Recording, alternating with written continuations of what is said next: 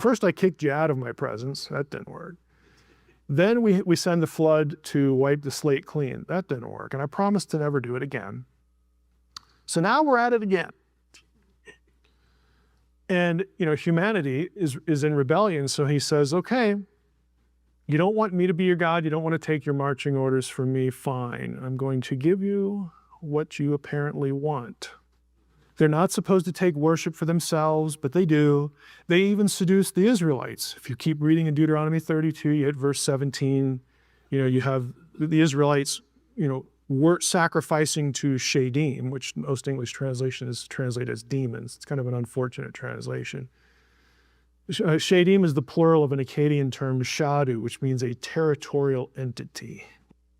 I mean, all of these thoughts are connected. This is the tapestry of the biblical salvation story. It's just that, unfortunately, evangelicalism sucks the supernatural right out of it. But they have to retain the belief in God and Jesus and a Trinity and Satan and angels and demons. We'll call it good. They don't really do anything. They fly around, and somehow it's okay to be a supernaturalist there, but not okay over here. If we read through the whole chapter, and I won't do it for the sake of time, you will all notice a second thing. The judges, the people who are appointed, are never called Elohim. Not once. They're also not called Elohim in other passages either. This is an invention. It is an invented view. Now, if you're having trouble sleeping at night, I recommend going to my website, thedivinecouncil.com. And you need the word the because somebody else owns the URL divinecouncil.com. That's not me. It's thedivinecouncil.com. On the right-hand side, there are some articles that get into this. Unfortunately, the one that I like getting into it best, I'm not able to post because of copyright. It's a journal that doesn't post there, doesn't allow me to post the information up there. I could send you the article. It's in a journal called Bible Translator. And it's I did two articles for them. One is, does Deuteronomy 32:17 presume plural Elohim? And yes, it does. Should it be translated gods? And the other one is an article about, and this is the one if the first one doesn't put you to sleep, this one will get you. The second one is an examination of the noun Elohim when it's the subject of a plural predicator. It's about a dozen times, but when it's in the mouth of a pagan, I don't worry about that. When it's not, like when David says it or the Torah says it or something like that, I focus on that. And I show that there isn't a single reference, even when Elohim is the subject of a plural verb in those instances. There isn't a single reference where the judges are called that and where you need to translate it plural. There are other indicators in the context grammatically and contextually that show that we're talking about the God of Israel then. Why is it a plural verb form? Yeah. Occasionally they do it just for grammatical agreement. Elohim's a plural noun, we give it a plural verb, but the context always dictates the translation. So again, if you're having trouble sleeping, that's the place to go. Back to our... Was the name? Go ahead. What? The journal? The website. Oh, the divine, and it's DIVINE, thedivinecouncil.com. That's my website. I'll show you what it looks like here. We have time. We're not in a rush. At least I'm not, but...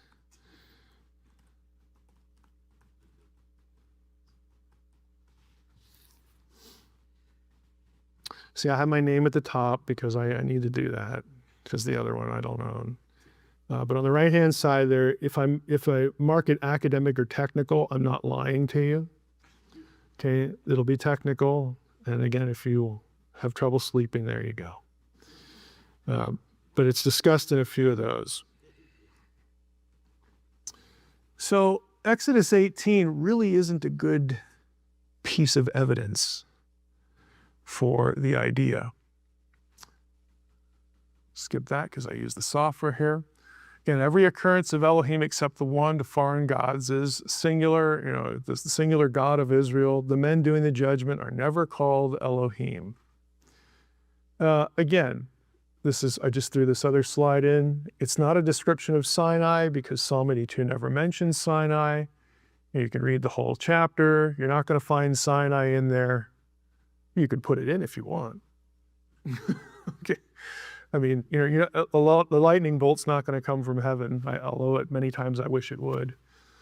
When people do this to Psalm 82, but, there you go. Now, the right view, because it's supported by the grammar and the context, is that the gods here are divine beings. Here's Psalm 82, verse 1. God has taken his place in the divine council. It's the gods. He holds judgment. Gods here, Elohim, here's the first God, second Elohim. They're both Elohim. I talked about this yesterday. This one is singular because the verb form that it goes with is singular. It's very obvious. Plural, and you can't be in the midst of one. Okay. Well, maybe this is like the Trinity. You can be in the midst of the Trinity, Mike. Well, good for you, because God's going to proceed in verses 2 and 5 to tell the members of the Trinity that they're corrupt and they're going to die like men. How's that work? That doesn't work real well. So you got to let the plurality be what it is. And we talked about the meaning of Elohim yesterday. It's just a term you would use as a writer to identify a being or an entity that is by nature disembodied and a member of the spiritual world. But I got to tell you a little story about this too. So I had published an article on, and in academia this was somewhat controversial. Academics like to take Psalm 82 and other passages and say that Israelites initially were polytheists, and that this psalm and Deuteronomy 32 and a few other places have Yahweh and El, or Yahweh and El Elyon, the Most High, as separate deities, and that proves, polytheism. So I wrote this paper against that view.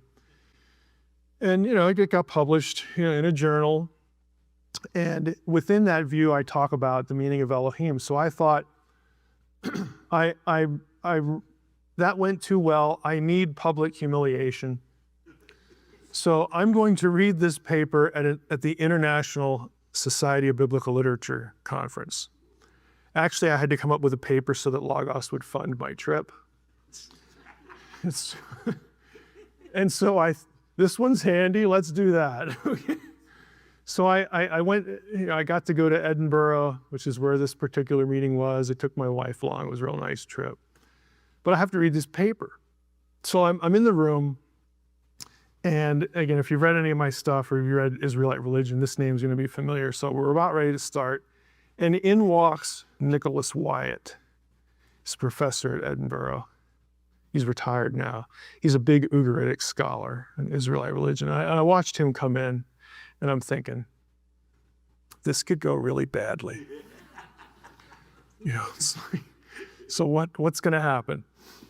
And my wife's there in the front row, and Wyatt goes to the back as most of the seats are taken. So I'm into this paper, and when I got to the point about, the reason we have this is, Elohim is just a term you would use for an entity that was disembodied and a member of the spiritual world. Wyatt stands up in the back and goes, yes, finally. And it's like, what, are you going to start the wave or what? But he was so excited that somebody figured it out.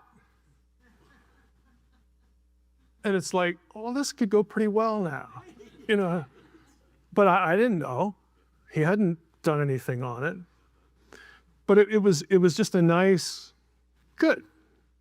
And I chatted with him afterwards and thanked him for his enthusiasm. But it's, again, when you finally actually just look at the term and ask yourself, why would biblical writers use this term of 5 or 6 different things other than the God of Israel? See, because in evangelical circles, you go through this material, and I never know who's in the audience. And I I don't want to say I don't care, but I used to care more than I do now. I know this creeps people out because we are taught, and our brains just move this way because we're taught by Western culture and our own Christian tradition. We are taught that the letters G, O, and D equal all these words are important, a specific set of unique attributes. Omniscience, omnipresence, eternality, sovereignty, all that stuff. We are taught that when you see the letters G, O, and D, those are, that word goes with these attributes. It's incorrect for obvious reasons. The biblical writers did not think about the word Elohim the way we are taught to think about the letters G, O, and D, because they use Elohim of different things than the God of Israel. So if Elohim is about a unique set of specific attributes, then those other Elohim have those attributes, including like the disembodied dead. I'm sorry, but like my dead aunt is not at an ontological level with the God of Israel. And no Israelite would think that, at least if they were sane or, like they were even had a whiff of orthodoxy about them. I mean, this one, the way I summarize it is, look, you've got a lot of Elohim. It's just another way of referring to spiritual beings. That's all it is. And in the spiritual world, there's a lot of these. You got the realm of the dead. You've got, the presence of Yahweh himself, the afterlife idea. You've got the gods of the nations. You've got, Ashtaroth and Chemosh in the Hebrew text. They're called Elohim. They are not at the level of the God of Israel. And no Israelite, no biblical writer anyway, is going to think that. If you walked up to Abraham and you said, "Hey, Abraham, are there other Elohim?" He'd go, "What, duh." And okay, good. And all the Elohim are basically the same. He'd probably just punch you in the face. Okay, Abraham does not believe we're all the same. Biblical writers do not believe they're all the same. How do we know that? Because biblical writers talk about this one, Yahweh of Israel, in ways that they never talk about the other ones. You don't get that theology from the word Elohim.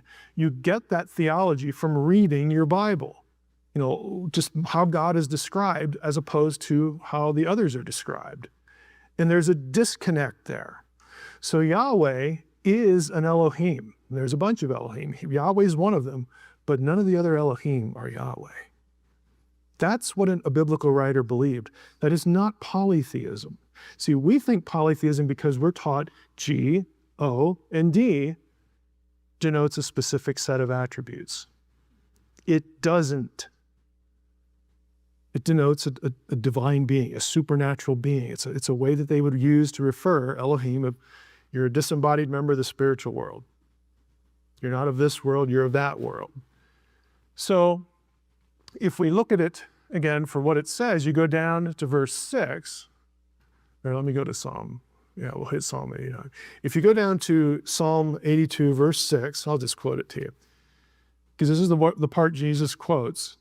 You have God, the God of verse 1 here, addressing the other Elohim. He reams them out in verses 2 through 5.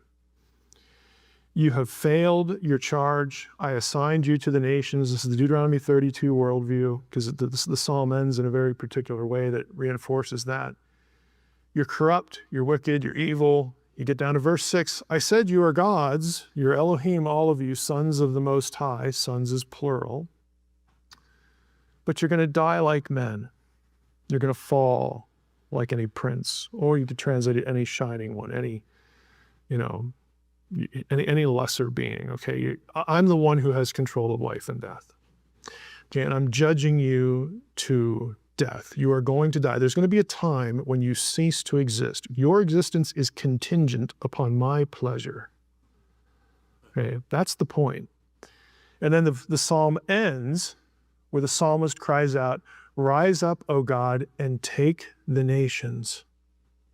Who has the nations now? It's the sons of God. It's Deuteronomy 32:8, and a whole bunch of other verses. Okay? If you've read Supernatural or Unseen Realm, this is familiar term. God punished humanity at Babel by assigning them to the sons of God as caretakers. God divorced humanity. Said, I'm done with you guys. This is our third go-around. We've had Eden, we had Genesis 6, and then I sent the flood. First, I kicked you out of my presence. That didn't work. Then we send the flood to wipe the slate clean. That didn't work, and I promised to never do it again. So now we're at it again. And, humanity is in rebellion, so he says, okay, you don't want me to be your God, you don't want to take your marching orders from me, fine. I'm going to give you what you apparently want. I'm going to assign you to lesser beings. This is Deuteronomy 32:8. When the Most High divided up the nations, that's a reference to Babel, that's when the nations get divided. He divided them up according to the number of the sons of God. But Israel is Yahweh's portion. Jacob is his inheritance. Because God divorces humanity en masse, assigns them to lesser beings, and they're supposed to rule according to God's rules of justice. That's what we find out in Psalm 82. That's why God's mad at them, because they don't do that. They're not supposed to take worship for themselves, but they do. They even seduce the Israelites. If you keep reading in Deuteronomy 32, you hit verse 17, you have the Israelites, were sacrificing to Shadim, which most English translations translate as demons. It's kind of an unfortunate translation. Shadim is the plural of an Akkadian term, shadu, which means a territorial entity, which makes perfect sense in the context of Deuteronomy 32, because we're talking about geography. But they seduced the Israelites into following them. That's not what God wanted. So God divorces humanity, and then what happens in the biblical story right after Babel? He calls Abraham. He says, now watch, I'm not done yet. I've kissed you guys goodbye, but not permanently. I'm going to go to Ur, and I'm going to call this one guy. And he's a perfect candidate because he's old, and his wife is old and can't have kids, but I'm going to enable her to have a child. And I'm going to start my own human family all over again. Just watch. They're my portion. They are my inheritance. And so God makes a covenant with Abraham to do all that stuff. And then he squeezes in the covenant language that through your seed, all of the nations that I just divorced will be blessed. I'm not forgetting about them permanently, but they are under judgment. They are exiled from me. And if they want to come back to me, they have to go through you. That's why they got to become part of the Israelite community. The Israelite community is the only one that has access to the truth about the true God. You must be in right relationship with God through them until we get the seed, who is Jesus. That's what Paul says in Galatians 3 and Galatians 6. I mean, all of these thoughts are connected. This is the tapestry of the biblical salvation story. It's just that, unfortunately, evangelicalism sucks the supernatural right out of it. But they have to retain the belief in God and Jesus and a Trinity and Satan and angels and demons. We'll call it good. They don't really do anything. They fly around, and somehow it's okay to be a supernaturalist there, but not okay over here.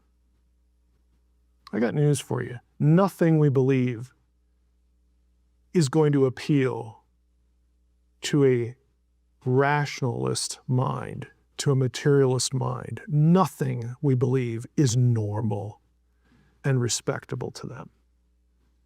But for some reason we think, well, this isn't going to make people laugh at me, but this will. Why? Again, that's the uncomfortable thing for a lot of people about unseen realm and some other things. But God is judging the gods in council. And some people will say, well, these are men, and God consults with them, or they consult with God, and then they're the judges and they make decisions. Well, that's nice, because if you look over in Psalm 89, this is Psalm 89, we get the same language.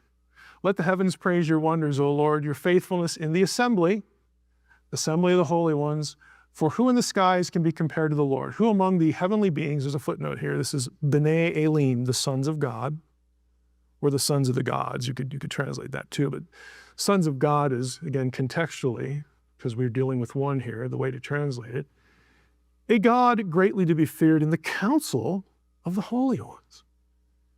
Well, here you have another divine council passage, sons of God who were Elohim back in Psalm 82. Here we have sons of God here in the council. And guess what? It's in the skies. Now, the last time I read my Bible, there weren't a bunch of Jewish elders ruling from the skies. Okay? There just aren't. Maybe I haven't looked closely enough, but I think I have. Doesn't work. Again, here's Psalm 82 again. So what in the world is Jesus doing? My view is that he was actually defending his deity. I don't need a drum roll for that. I mean, this is John. This is what John does. And it's sandwiched between I and the Father are one, and the Father is in me, and I'm in the Father. Why would Jesus undermine it in the middle? He wouldn't do that. John, as a writer, wouldn't do that. And the Pharisees certainly don't see it that way. So you've got everything in the context going against the dominant majority view. I'm just telling you, pick up a commentary on John, and it's going to land on the human view. And you're going to scratch your head and you go, why? Well, I mean, that just doesn't make any sense. It doesn't have to make sense, citizen. No, move along. There's nothing to see here in Psalm 82. I mean, that's essentially what you get. And it's because people haven't been forced to sort of deal with it. If you're in Old Testament, you're in a doctoral program or something like that, you're confronted with this on the first day. I mean, critics love to throw this stuff at you. And it's your field, so you have to read all the literature about it. People in New Testament or systematic theology or churches, they don't have to read it. They're lucky if they ever hear of it. It's just the way it is. So if we take the divine view, here's what I suggest. Here's John 10. You know what? We got I and the Father are one. He quotes Psalm 82 right here in the middle, and then he's going to reinforce the claim down here. So what is he doing? I would suggest this. See if I need this slide or not. I don't. He's not saying, I'm just like you. That's the mortal view. Think with me here. When Jesus makes the statement and he watches them start to pick up stones, he knows that he's pushed a button. And so he's going to draw on their knowledge of the text. He says, okay, calm down, fellas. Doesn't it say, I said, you are gods? And he quotes Psalm 82, verse 6. Now, he knows that they know the psalm. And because they know the psalm, they know immediately that, okay, sons of God in Psalm 82 are more than men. So the first stroke of Jesus is saying, you know, your own scriptures tell you that there are sons of God that are more than men. And the scripture cannot be broken. It's not lying to you. And then he follows that by saying, the Father is in me, and I am in the Father. And he's already told them, I and the Father are one. So Jesus, I can just summarize the rest of what we're doing this morning. Jesus quotes Psalm 82 to make 2 points. One, there are sons of God in your own Bible who are more than men. They are supernatural beings. So he's put himself into the psalm. So he's saying, I'm more than a man. But I'm not just one of them. I'm not just one of that group, the sons of God. There's something about me that's different. And I've already told you what it is. I and the Father are one. The guy presiding over the council who is sentencing these Elohim to death, that's me. I and the Father are one. The Father is in me, and I am in the Father. He's sticking it to them. That's what he's doing. He's using their own text against themselves. And the scripture cannot be broken. That's what he's doing. It's completely consistent. It's totally awesome. Jesus does this kind of stuff all over the place. I mean, there are really, I don't want to use the word clever because that sounds a little devious, but Jesus and other New Testament writers, they know how to push buttons in their audience. They don't throw things away. It's just, for us, it's easy to read over it, or we've been trained, like in this case, to not see it. But Jesus is completely consistent. He is not backing off. And you can tell at the end of John 10, they sought again to arrest him. They want to put him on trial. They want to put him to death. They're not saying, oh, okay. You're just saying we're all sons of God together and we're all kind of part of the same family. Okay. That is not their reaction. They know what he's doing, and they don't like it.